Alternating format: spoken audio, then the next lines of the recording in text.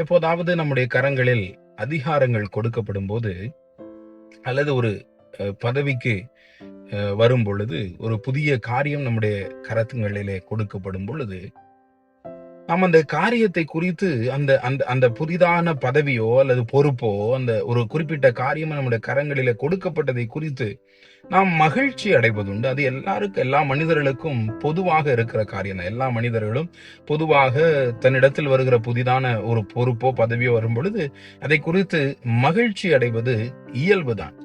அந்த பொறுப்பு நம்ம இடத்துல வரும் பொழுது இந்த மகிழ்ச்சி அடைகிறதான நாம் பல நேரங்களில் இந்த மகிழ்ச்சியை அது தேவைப்படுகிற காலத்தை விட அதிகமாக நாம் கொண்டாடி விடுகிறோம். ஒரு புதிதான அரசாங்கம் பதவி ஏற்கும் பொழுது கூட அந்த அரசாங்கத்தை குறித்து சொல்லுகிறார் அல்லவா, இது ஒரு ஹனிமூன் பீரியட், இது வந்து இப்பொழுதுதான் அரசாங்கம் பொறுப்பேற்று இருக்கிறது, கொஞ்ச நாள் உங்களுக்கு டைம் கொடுங்க என்று சொல்லி. ஆனால் இங்கே ஆதியாகமம் 41 அதிகாரம் 45வது வசனத்திலே யோசேப்பை குறித்து பார்க்கிறோம்.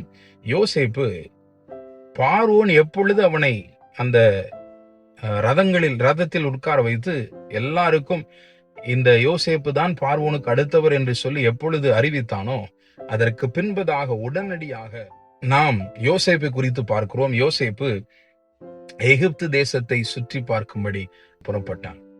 பிரியமான தேவனுடைய பிள்ளைகளே, நான் சிறைச்சாலையில் இருந்தவன், இப்பொழுது எகிப்து தேசம் முழுவதும் எனக்கு கொடுக்கப்பட்டிருக்கிறது என்று சொல்லி தனக்கு கிடைத்திருக்கிற பொறுப்பை, ஆசீர்வாதத்தை குறித்து மகிழ்ச்சி அடைகிறவனாக இருப்பதை விட அந்த பொறுப்பை குறித்து உடனடியாக செயல்பட்டான். ஏனென்றால் 7 வருடங்கள் தான் அவனுக்கு இருக்க போகிறது, அந்த தானியங்கள் எல்லாம் சேர்த்து வைக்க போவது.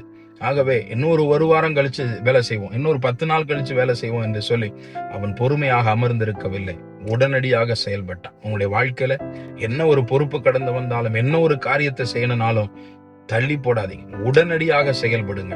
அதுவே நீங்கள் சிறப்பான தலைவராக, சிறப்பான பொறுப்பை உடையவர்களாக நீங்கள் மாறுவதற்கு உதவி செய்யும்.